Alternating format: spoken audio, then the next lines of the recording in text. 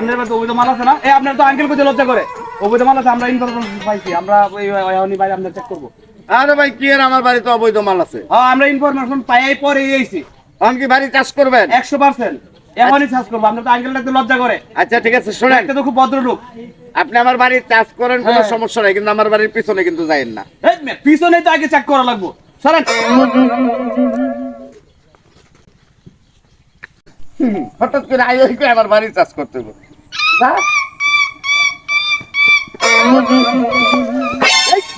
এই কি হইছে? ভাই উঠো উঠো উঠো। আরে ভাই উঠো, কি হইছে? ওই মেয়ে, আপনি এবার চাষ, আপনি আবার কইতেন না? ও, তোমার তো আগেই কইছিলাম বাড়ির পিছনে যাইও না। এমন কাম বলে আর আমরা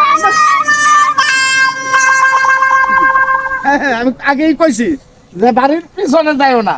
এরা বুঝো ঠেলাটা কেমন লাগে?